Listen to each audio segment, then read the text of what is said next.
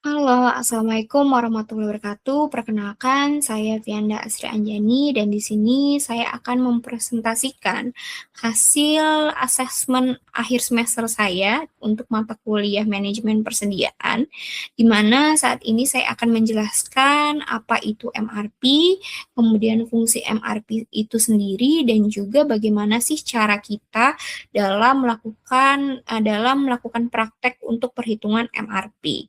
Nah, kita mulai. MRP itu adalah suatu metode yang digunakan khususnya di bagian tim PPIC untuk melakukan forecasting dalam menentukan seberapa banyak dari kebutuhan, kemudian juga dari barang, manajemen waktu, dan juga untuk efisiensi waktu sendiri.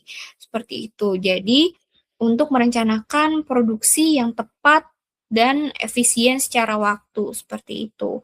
Nah, kemudian fungsi-fungsinya apa sih? Fungsi-fungsinya itu kita bisa memantau nih ketika kita melakukan suatu proses forecasting untuk produksi, kita bisa ngelihat gross requirement kita itu berapa, kebutuhan kita itu ketika mau melakukan produksi itu berapa sih.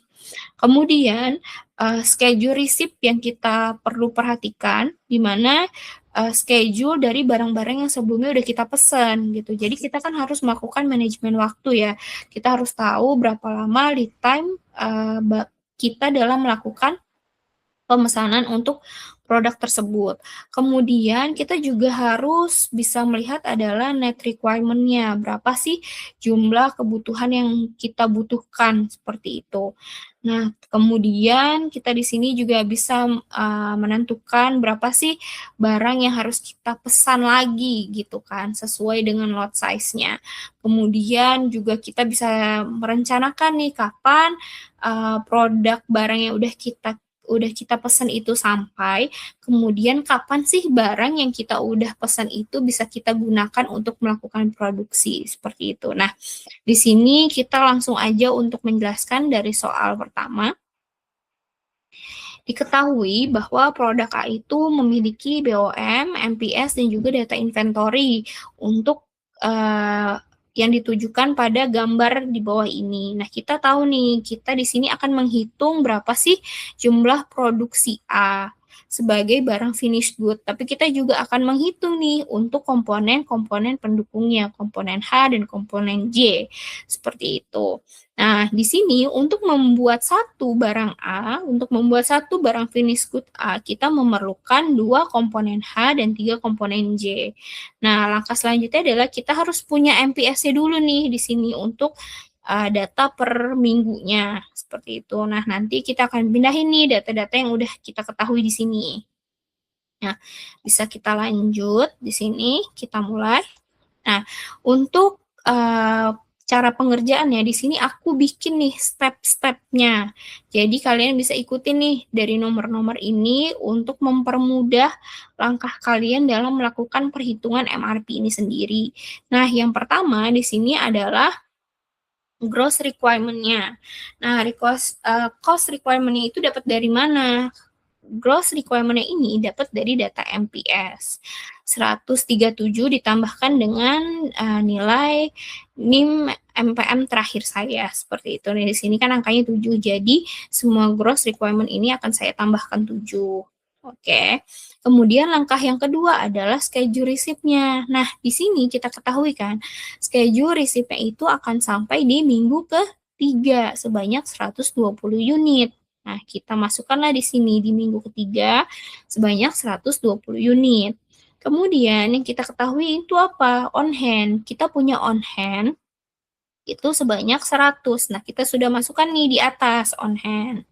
Kemudian kita juga punya lot size. Lot size-nya itu adalah 5 dan safety stock kita itu sebanyak 20. Jadi safety stock ini adalah stok minimum yang harus kita stok di gudang. Itu tuh berapa gitu. Jadi di gudang kita tuh nggak boleh kosong. Jadi ketika misalnya sudah mendekati angka 20, itu kita udah harus ancang-ancang melakukan order kembali atau reorder lagi gitu. Nah, Langkah yang pertama adalah kita masukin dulu nih si gross requirement-nya.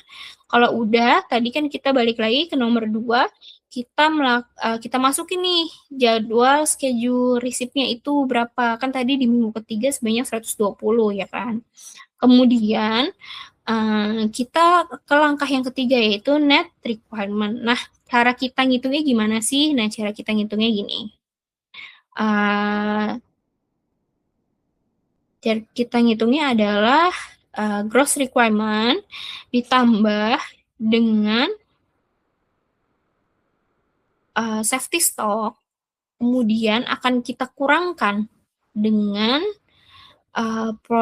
project on hand atau POH yang kita punya saat ini, kita kurangi lagi dengan schedule receipt-nya. Nah, karena di sini sebenarnya karena di sini 0, boleh kalian masukin, boleh enggak. Tapi biar nggak bingung, tetap dimasukin aja si project schedule receipt-nya gitu. Jadi di sini gross requirement ditambahkan dengan safety stock, kemudian kita kurangkan dengan project on hand, kemudian ditambahkan dengan schedule receipt kita, seperti itu. Nah, nanti angkanya jadi 64. Nah, langkah selanjutnya adalah ketika kita sudah menemukan net requirement, kita bagilah hasil net requirement ini, kita bagikan dengan lot size-nya nih di sini. Tujuannya buat apa? Supaya nanti kita tahu kita tuh mau pesennya itu berapa banyak sih, gitu kan, untuk komponen A ini, supaya kita itu nggak kebanyakan juga dan nggak kekurangan juga, jadi tetap pas dan stabil seperti itu. Nah, di sini jadinya ya udah kita langsung bagi aja nih. Di sini kan kelihatan ya, 64 kita bagi dengan lot size 5. Hasilnya kita dapatkanlah 12,8 yang kita bulatkan menjadi 13. Nah, setelah kita udah ketemu, proses selanjutnya adalah kita melakukan order nih, proses yang keenam. Kita melakukan plan order receive. Nah, plan order receive ini dapat dari mana, ya kan? Nah, kita kalikan aja nih dari 13, ya kan? Dari net requirement, ini pembagian net requirement-nya, ya kan? Kita kalikan aja nih 13, kita kalikan dengan lot size. Nah, kenapa kayak gitu? Supaya kita tahu bahwa nanti kita punya stok ini ancang-ancang nggak terlalu jauh dari net requirement-nya kita, dan kita cocokkan sama lot size sebagai panduannya, seperti itu. Nah, kalau udah selesai, ya udah, ini udah ketemu kan 65. Nah, setelah itu langkah selanjutnya adalah kita masukkan ke order release. Nah, jadi ketika sudah masuk nih, ini kan udah ketemu hasilnya 65. Nah, nanti hasilnya itu tinggal kita taruh aja di sini 65. Kita pindahin nih dari plan order receipt ke plan order release di past due, ya kan? Nah, kalau udah, kemudian langkah terakhir nih, karena di sini kita POH-nya udah ketahuan ya, udah ada 100, ya udah, jadi kita stop di sini untuk nggak dihitung lagi, gitu. Nah, kalau untuk di minggu kedua juga sama langkahnya, jadi nanti kalian bisa langsung tarik aja nih rumusnya ke ujung, gitu. Nanti rumusnya akan mengikuti seperti itu. Nah, di sini udah ketemu kan, nanti yang akan kita pakai untuk hasil akhirnya itu adalah ini, plan order release-nya kita. Nah, sampai sini kita keep dulu. Oke, sekarang kita akan lanjut ke part H. Nah, part H ini gross requirement-nya dapat dari mana gitu kan. Nah, part H ini kita dapat gross requirement-nya itu dari hasil order release. Nah, jadi setiap kita melakukan produk itu sendiri, nanti akan kita save nih untuk gross requirement part selanjutnya. Jadi kita masukin. Nah, kenapa kok di sini angkanya jauh lebih besar misalnya gitu kan. Nah, kan angkanya jauh lebih besar karena kita balik lagi nih kalau di soal ya kan. Untuk membuat item A, kita memerlukan 2 item H dan 3 item J. Maka dari itu kita kalikanlah di sini si gross requirement-nya ini jadi 2 karena kan si H ini butuh 2 part kan gitu. Nah, langkah selanjutnya adalah kita isi lagi nih untuk bagian H ya kan. Nah, kalau bagian H di sini sebenarnya kan udah ada ya untuk masing-masingnya H berapa gitu kan. Jadi biar cepet, udah aku isi ini. Di sini lead time-nya 1, safety stock-nya ada 15, on hand-nya itu ada 200, dan lot size-nya itu ada 12 ya kan. Nah, datang di minggu ketiganya berapa nih untuk produk H? Jadi di minggu ketiga itu untuk item H datang sebanyak 300. Nih, 300 unit seperti itu. Nah, balik lagi. Kita kan udah tahu nih gross requirement-nya berapa kan. Kemudian kita udah isi juga untuk schedule receipt-nya dia berapa. Nah, kita melakukan lagi nih sama untuk perhitungan net requirement-nya gitu. Nah, cuma di sini rumusnya akan sedikit sama, cuma ada beberapa yang beda. Sebenarnya sih sama aja, cuma ada bagian part yang aku masukin, ada yang enggak gitu.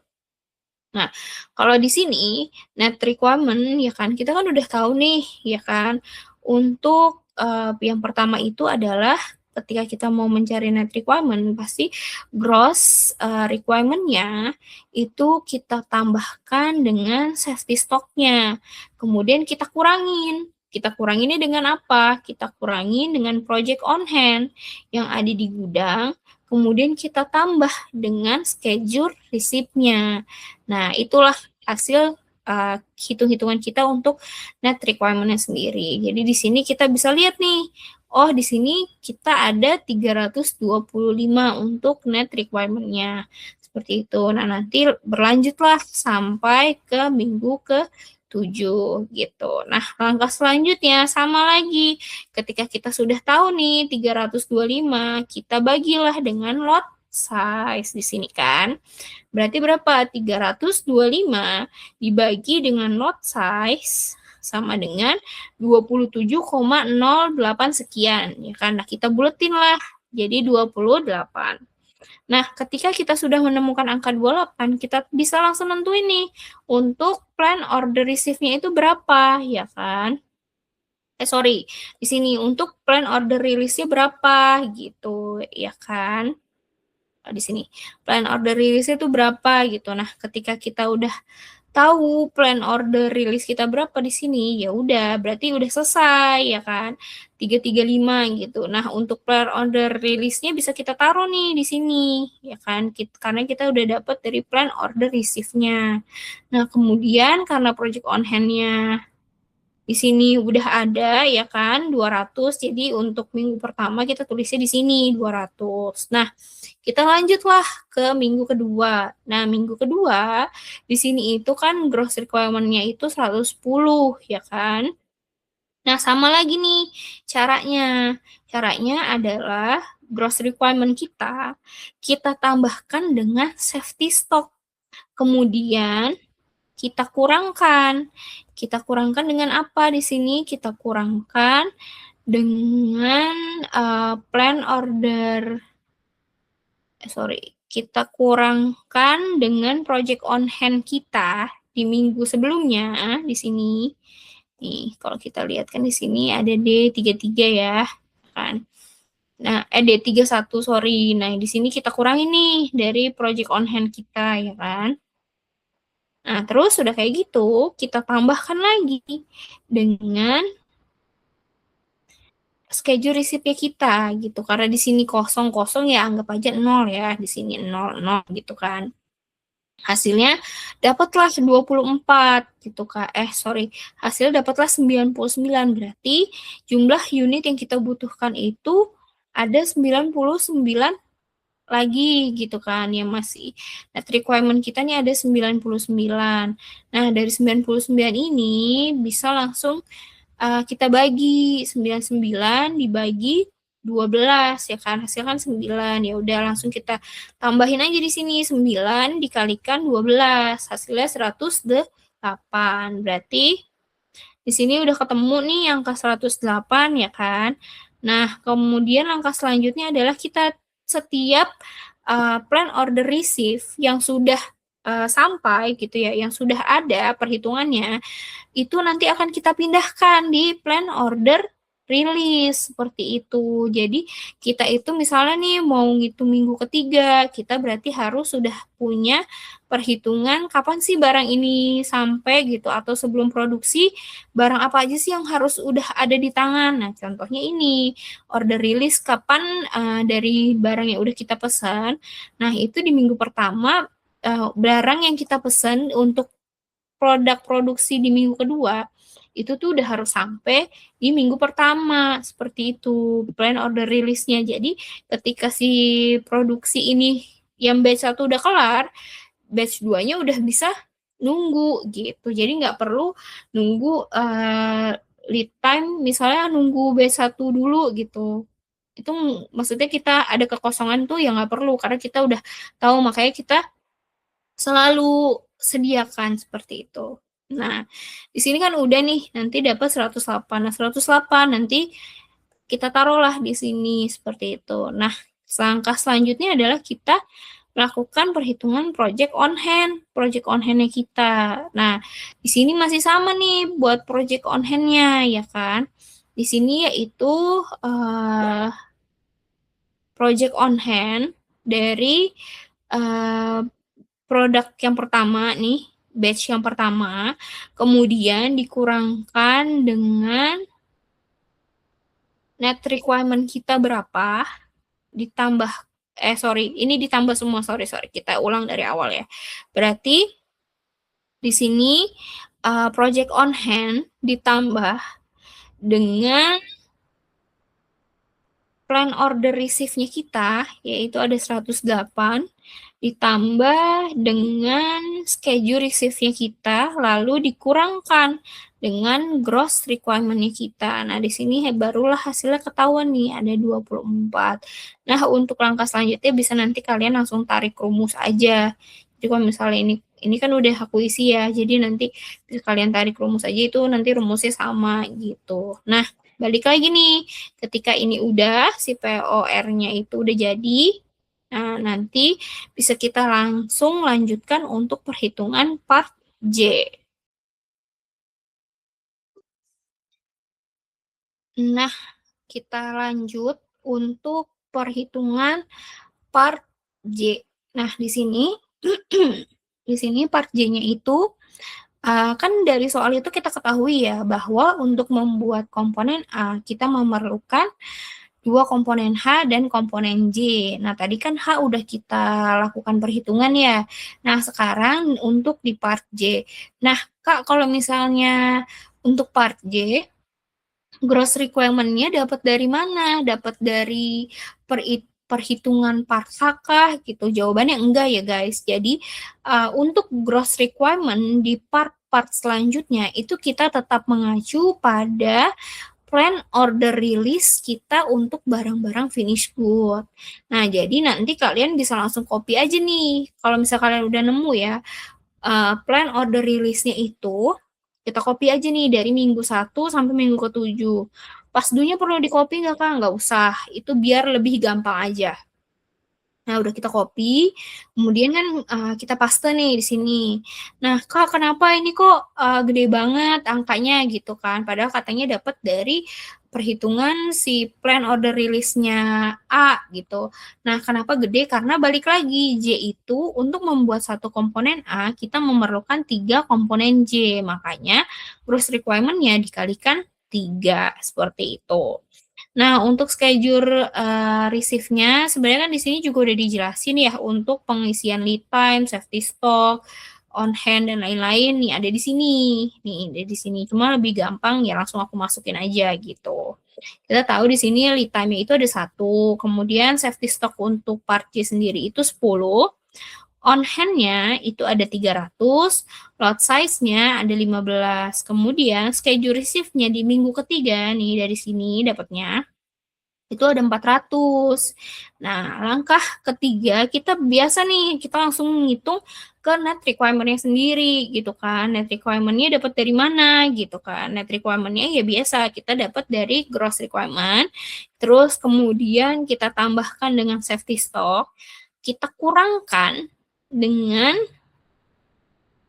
project on hand-nya, kemudian kita tambahkan nih dengan schedule receipt-nya seperti itu. Nah, jadilah untuk perhitungan net requirement kita. Nah, dari net requirement seperti biasa nih akan kita langsung bagi 475 kita bagi dengan lot size. Nah, lot size-nya di sini 15, berarti 475 kita bagi 15, hasilnya adalah 31,6 sekian. Nah, kita bulatkan. Pokoknya setiap kalau yang udah bulat ya udah biarin bulat, tapi kalau misalnya memang dia koma, berarti kita ambil ke atas gitu. Karena kan kita kalau mau mesen nggak mungkin harus setengah ke bawah ya gitu, pasti harus ke atas gitu. Makanya kita bulatkan langsung ke atas gitu.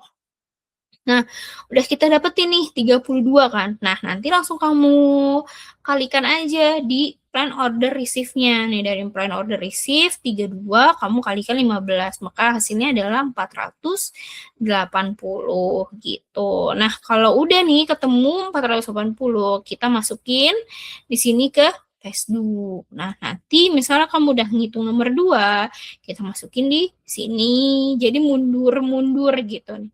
Sini mundur, sini kan mundur gitu kan. Sini ke sini mundur gitu. Nah, kalau udah ketemu, tiga-tiganya berarti kan udah ketemu semua nih, ya kan?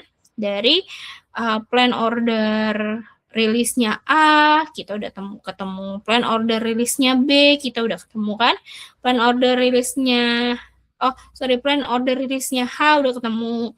Terus plan order rilisnya J udah ketemu juga kan. Nah, nanti setelah semuanya itu udah ketemu, bisa kita masukkan. Kita masukkan kemana? Jadinya di sini. Output MRP-nya plan order rilisnya kita itu berapa. Jadi kita tahu nih buat produk produk K. Sorry nih, ada kesalahan teknis belum diganti, maaf. Sini kita jadi tahu bahwa untuk produk A itu ada 5, kemudian ada 65, kemudian komponen untuk komponen J itu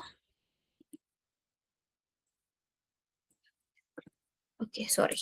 Nah, aku jelasin lagi dari ulang. Nah, jadi di sini untuk setiap plan order yang udah kita temui nih di atas ya kan, dari A, H, dan J, itu bisa langsung kita copy aja di sini gitu. Jadi ini adalah hasil output akhir dari perhitungan MRP kita gitu. Nah, jadi tim PPIC nanti bisa langsung nunjukin nih misalnya ke tim purchasing ya, dari hasil perhitungan forecasting kami untuk melakukan suatu produksi, kita memerlukan angka segini gitu. Tim purchasing nggak perlu tahu, tapi ini adalah bagian yang biasa digunakan oleh tim PPIC dalam menentukan berapa banyak sih jumlah barang yang harus kita produksi seperti itu dengan perhitungan yang matang dan juga stabil. Tujuannya ya itu tadi, kita bisa menentukan, maksudnya memanage nih, kita tahu gross requirement kita berapa, kemudian juga kita bisa memantau schedule receive kita, barang kita nyampenya kapan berdasarkan lead time. Jadi kita udah ngatur nih sesuai barang nyampe, tapi produksi juga nggak keteter gitu. Produksi tetap jalan, barang sampai barang ada, seperti itu. Itu adalah salah satu tujuan dari adanya MRP sendiri gitu, untuk mempermudah kita dalam melakukan proses produksi dan juga melakukan perencanaan produksi untuk ke depannya, seperti itu. Mungkin itu sekian dari penjelasan saya. Kurang lebihnya mohon maaf. Wassalamualaikum warahmatullahi wabarakatuh.